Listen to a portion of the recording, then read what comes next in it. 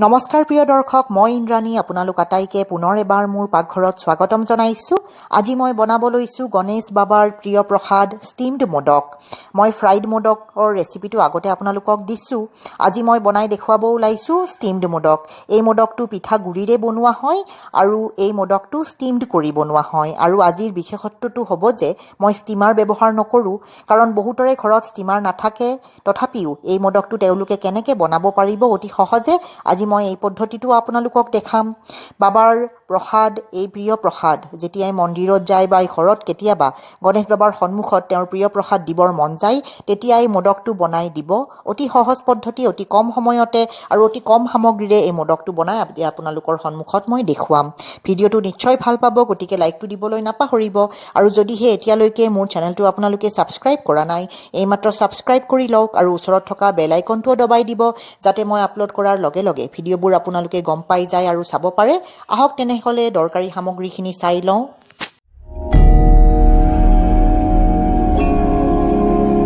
ষ্টিমড মোদকৰ main ইনগ্ৰেডিয়েণ্টটোৱে হ'ল চাউলৰ গুড়ি। ভাত খোৱা চাউলৰ গুড়ি বনাই ল'ব, নহ'লে বা আজিকালি বজাৰত চাউলৰ গুড়ি ৰেডিমেডো পোৱা যায়। আপোনালোকে যি ভাল পায় ব্যৱহাৰ কৰিব। আৰু লগতে মই 3 চামুচ টেবুল স্পুনেৰে ঘি লৈছোঁ। মোদক বনাবৰ কাৰণে আমাক ঘিৰ দৰকাৰ হ'ব। এয়া চাউলৰ গুড়িৰ যোগাৰখিনি হৈ গ'ল। এতিয়া নাৰিকলৰ মিশ্ৰণটোৰ যোগাৰখিনি চাই লওঁ আহক। এয়া মই এটা ডাঙৰ নাৰিকলৰ আধা ফাল নাৰিকল ব্যৱহাৰ কৰিছোঁ। ভালদৰে বাকলি চেলাই টুকুৰা টুকুৰ কৰি কাটি লৈছোঁ আৰু সমান পৰিমাণৰ গুড় মিহি মিহিকৈ কাটি লৈছোঁ। এয়া ঘি লাগিব আৰু লাগিব বাদাম আৰু কাজু মিহি মিহিকৈ কাটি লৈছোঁ, একেলগে মিক্স কৰি লৈছোঁ। এয়া মই আধা জাইফল ৰুকি লৈছোঁ। জাইফল থাকিলে দিব, নাথাকিলে নিদিলেও হৈ যাব, অপশ্যনেল হয়। আৰু 4টা ইলাচিৰ মই গুড়ি বনাই লৈছোঁ। প্ৰথমতে নাৰিকলখিনি গ্ৰাইণ্ড কৰি ল'ম। এটা গ্ৰাইণ্ডাৰ লৈ আপোনালোকে ইচ্ছা কৰিলে ৰুকনিৰে ৰুকিও ব্যৱহাৰ কৰিব পাৰে নাৰিকলখিনি। এতিয়া এখন পেন গৰম কৰি ল'লোঁ, আধা চামুচ ঘি ভালদৰে মেল্ট হ'বলৈ দিলোঁ। গৰম হোৱাৰ পিছত ঘিখিনি ইয়াতে জাইফলৰ পাউডাৰখিনি দি 3-4 ছেকেণ্ড ভালদৰে ভাজি ল'লোঁ। গেছ মই মিডিয়ামত থৈছোঁ। এইখিনি সময়ত কাটি থোৱা গুড়খিনি দি পেলাই ইয়াতে ভালদৰে মেল্ট হ'ব দিব লাগিব। এয়া চাওক, লৰাচৰা কৰি থাকিব লাগিব গুড়খিনি। এয়া খুব ধুনীয়াকৈ গুড়খিনি উতলিব ধৰিছে।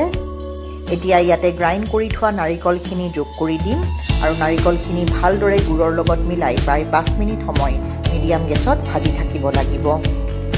খুব ভালদৰে মিলাই থাকিব লাগিব, লৰাচৰা কৰি থাকিব লাগিব।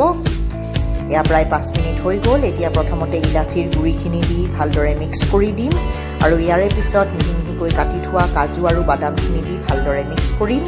এয়া 5 মিনিট হৈ গ'ল। গেছ মই বন্ধ কৰি দিলোঁ। এতিয়া এইখিনি এখন প্লেটত ঢালি থ'ম আৰু ঠাণ্ডা হ'বৰ কাৰণে থ'ম। মোদকৰ ভিতৰৰ ষ্টাফিংটো মানে নাৰিকলৰ মিশ্ৰণটো ৰেডি হৈ গ'ল, ঠাণ্ডা হ'বলৈ থ'লোঁ। এতিয়া চাউলৰ গুড়িৰে যিহেতু আমি মোদক বনাম তাৰ প্ৰিপাৰেশ্যনটো কৰি লওঁ আহক। গেছত গৰম পানী কৰি ল'লোঁ। গৰম পানীখিনিত এচামুচ ঘি দি দিলোঁ আৰু পানীখিনি উতলাই ল'লোঁ। পানীখিনি উতলিছে, চাব পাৰিছে। এতিয়া ইয়াতে চাউলৰ গুড়িখিনি দি ভালদৰে মিলাব লাগিব। যিমান চাউলৰ গুড়ি সিমান পানী ল'ব লাগিব। মই 1 কাপ চাউলৰ গুড়িৰ কাৰণে 1 কাপ পানী ব্যৱহাৰ কৰিছোঁ। এতিয়া গেছটো একদম চিমত থৈ খুব ভালদৰে চাউলৰ গুড়িখিনিৰ লগত মিক্স কৰি দিলোঁ। আপোনালোকে চাব পাৰিছে। এতিয়া গেছটো চিমতে ৰাখি প্ৰায় 1 মিনিট সময়ৰ কাৰণে ঢাকন মাৰি থ'ম। এয়া 1 মিনিট হৈ গ'ল। এতিয়া চচপেনৰ পৰা নমাই এইখিনি এখন থালিত ট্ৰান্সফাৰ কৰি ল'ম আৰু এইখিনি ঠাণ্ডা হোৱালৈকে ৰখিম। এয়া ঠাণ্ডা হৈ গ'ল চাউলৰ গুড়িখিনি। এতিয়া 2খন হাততে ভালদৰে হাতৰ তলুৱাত ঘি সানি ল'ম আৰু এইখিনি আটা মৰাৰ নিচিনা খুব ভালদৰে 5 পৰা 7 মিনিট সময় ভালদৰে মাৰি থাকিব লাগিব। যিমান ভালকৈ এইখিনি মাৰিব সিমান ভাল আপোনাৰ মোদক হ'ব। এক্সট্ৰা পানী বা ঘি মই ইয়াতে আৰু এড নকৰোঁ, খুব ভালদৰে মাৰি থাকিম। এয়া হৈ গ'ল।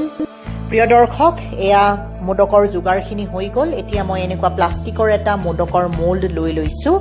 যিকোনো দোকানতে আজিকালি মোদকৰ মোল্ড পোৱা যায়, ষ্টীলৰো পোৱা যায়। আপোনালোকে ষ্টীলৰ ভাল পালে ষ্টীলৰ ল'ব। মই প্লাষ্টিকৰ মোল্ড ব্যৱহাৰ কৰিছোঁ। মোল্ডটোত প্ৰথমতে খুব ভালদৰে ঘি লগাই ল'ম আৰু তাৰপিছত মোল্ডটো বন্ধ কৰি দিম।